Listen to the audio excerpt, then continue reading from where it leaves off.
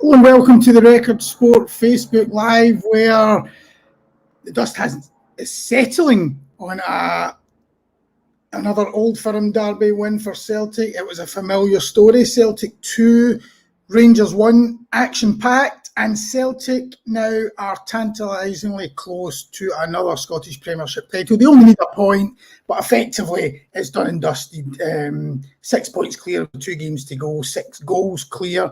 So it's the green and white ribbons are going to be on the trophy once again. I'm delighted to say I'm joined by Graham Young from Record Sport and also Steve Conroy, former Grade 1 referee and host of the podcast Behind the Whistles. Steve joined us for our live blog, as he has done now for the past 2 Old Firm games, because they're never short on controversy when it comes to decisions. So we always like to have an expert on hand, and Steve was the only one who was available. There was no expert. Sorry, Steve, that was too easy. That was cruel. No, I'll take that.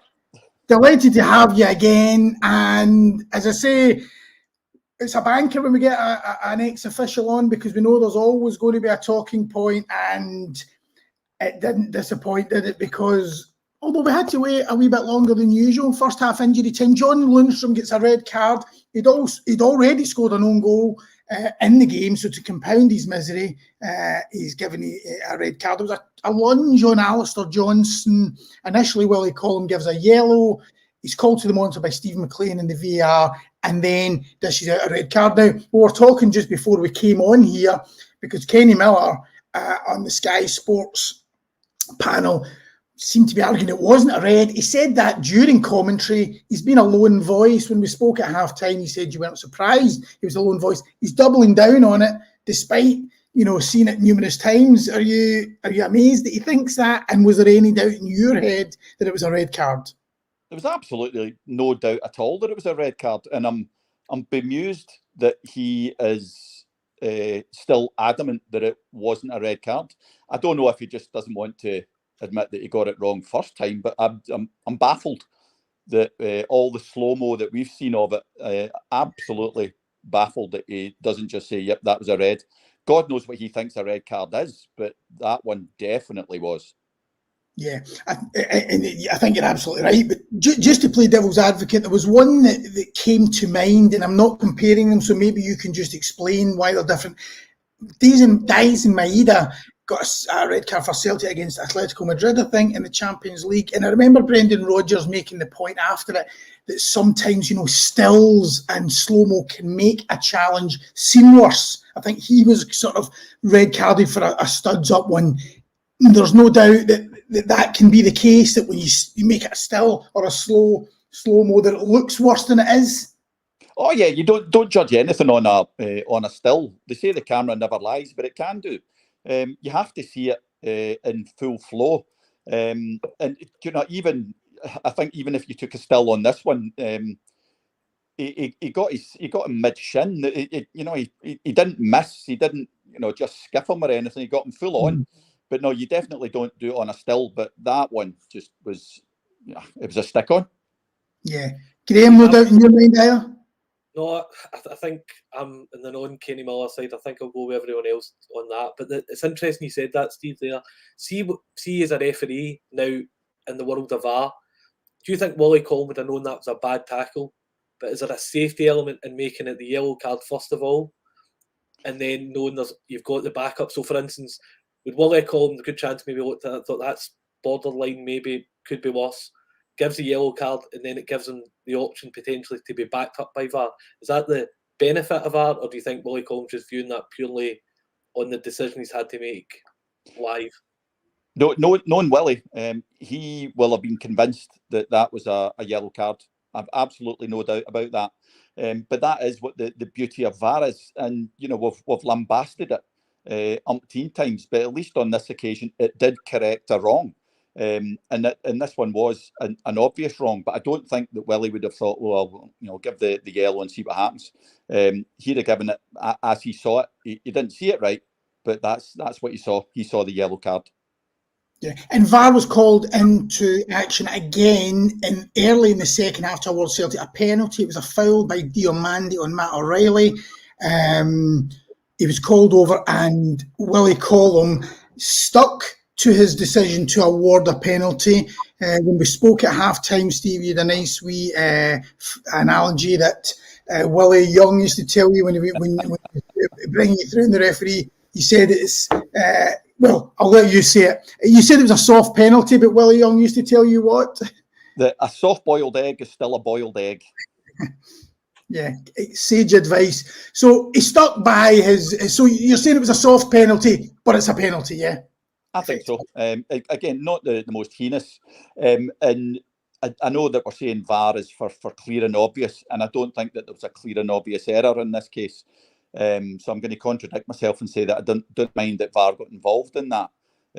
But I thought it was a penalty. I've had plenty of other people messaging me saying that they didn't think it was. So that one would go down as a matter of opinion, which strictly speaking, VAR shouldn't be involved in. But I didn't, I didn't see much issue in this case. Yeah. Overall, did you think Willie Collum did well? Yeah. There's no such thing as perfection. So I wouldn't have agreed with everything. You're going to get, there's three of us sitting here looking at each other just now. You're going to view any incident three different ways. So you're not going to agree with everything, but there wasn't anything big that immediately sticks out that I would have thought that he called drastically wrong. So no, I think he had a good day. Yeah, there were possibly two other ones. I think they were very quick incidents that were looked at. They certainly, I can remember, I jotted a few down. One was, first half, Alistair Johnson on Silva, Fabio Silva. It was the one where it was a great opportunity for Fabio Silva. Should have scored. Cross into the box. I think in commentary they said that VAR very quickly checked it, but definitely no penalty for you. I don't know if Alistair Johnson was accused of tugging his shirt. I don't know what they were looking at, but definitely nothing in that as far as you were concerned. Nope, nothing. Yeah, and that's exactly what they said, that they'd had a quick look and excluded it, but no, I certainly didn't see anything. No, and then there was one in the second half. Dujon Sterling, again, Alistair Johnson, I think, flashed a ball across the goal, and they thought maybe a handball. I think that might have been quickly checked. Do you recall that one? Yeah.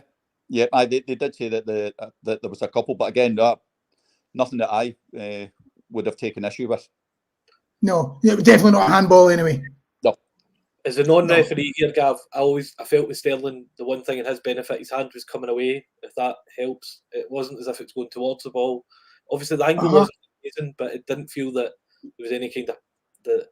Again, we're getting into IFAB territory here, but it felt that he was definitely trying to remove his hand for the situation. So I think that would obviously have been a benefit in the way to check it.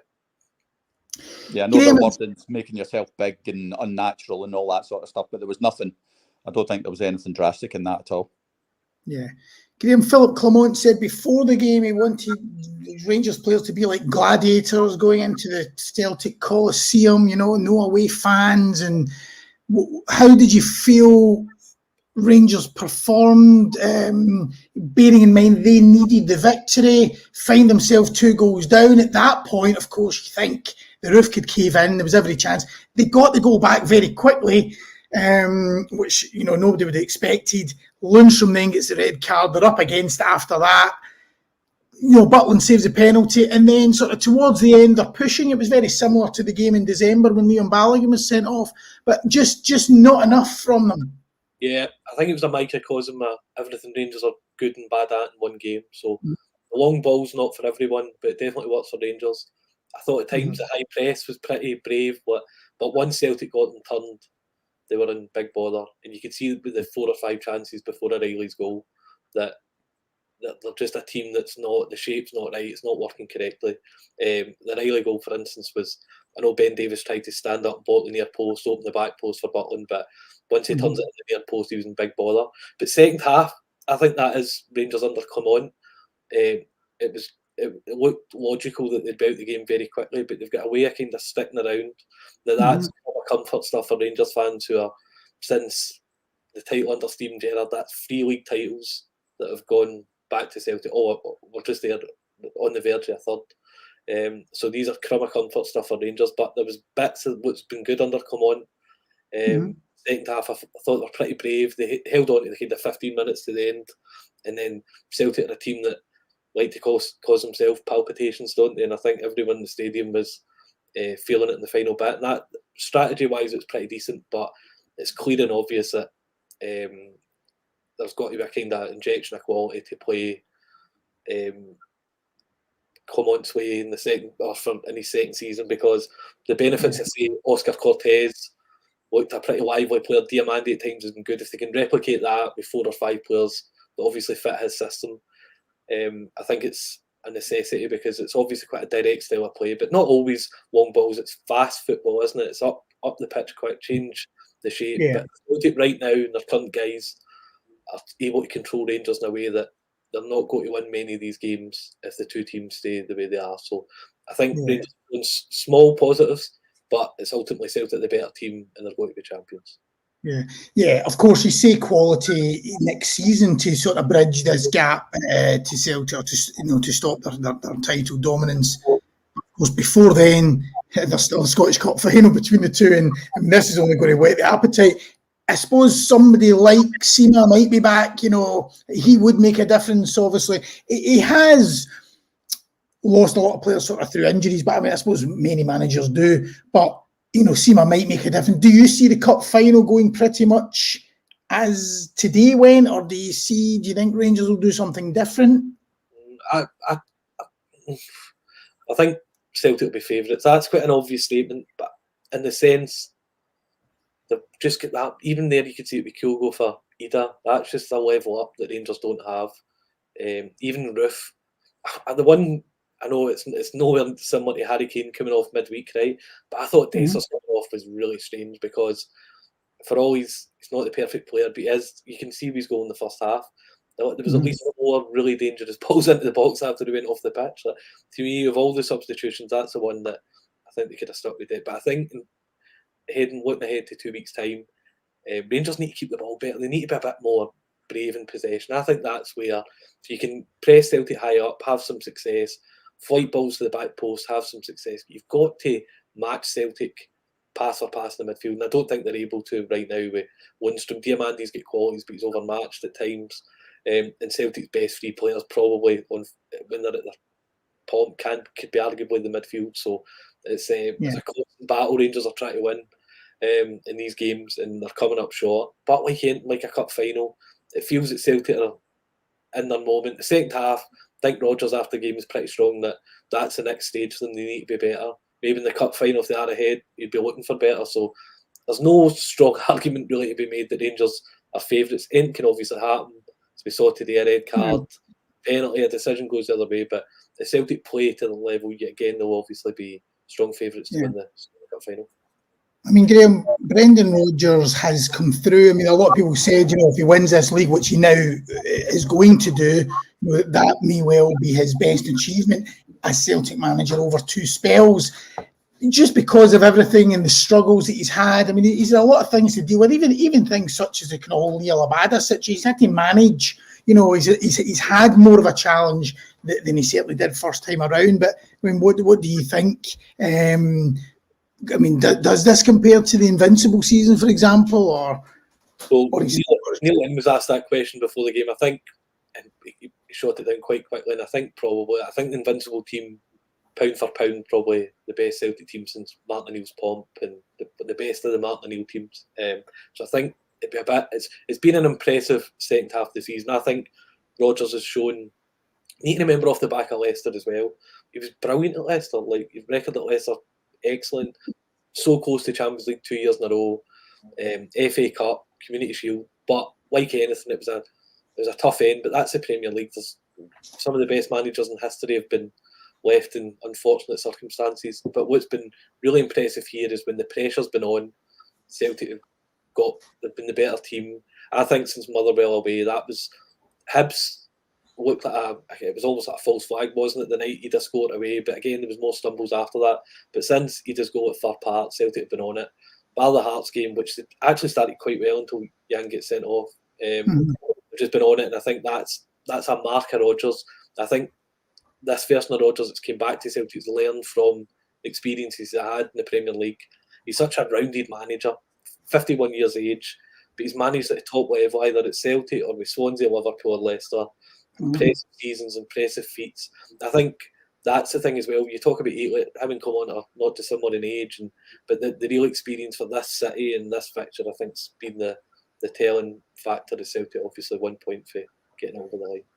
Steve, you said before the game if Willie Collum has designs on replacing Crawford Allen, head of SFA refereeing, due to step down at the end of the season. If it goes wrong, it won't do him any favours. I mean, is that what you think the next step is for Willie Collum? I think there's certainly a growing clamour for it, and we're talking about getting somebody from abroad or somebody much more higher profile. But I think we're kidding ourselves on that if we think that anybody of any great stature is going to come to us, it's going to be another internal decision, and the obvious one would be Willie. It would be, and we seem to be having a week of it, it would be the continuity candidate. So I think, in all honesty, I think he's a shoe-in for it.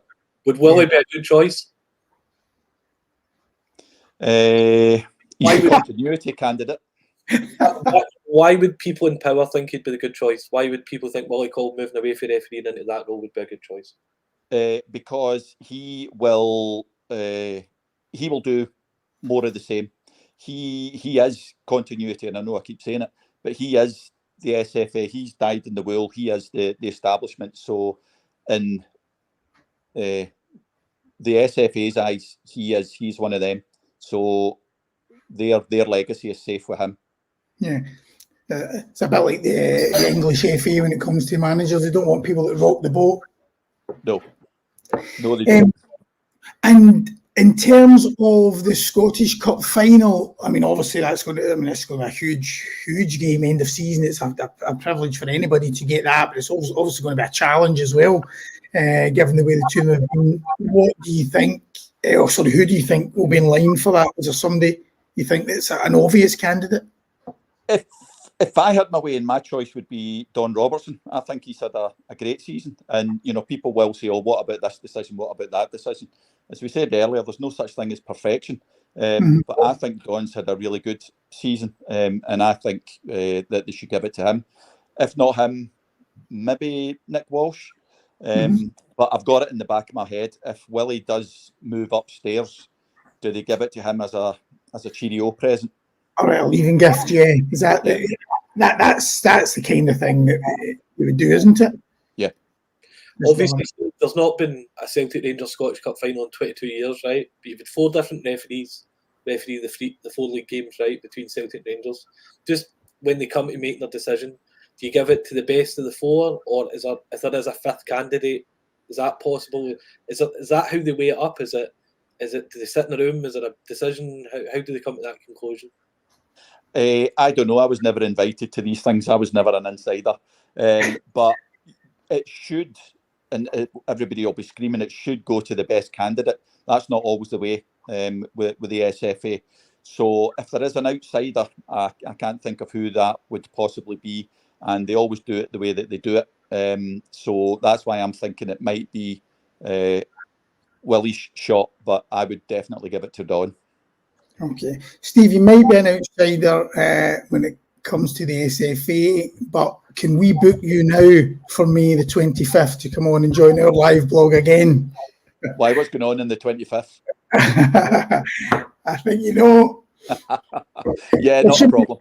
It should be a nice, quiet affair, so you can join our live blog again and we can hook up for a Facebook Live right after it. No worries.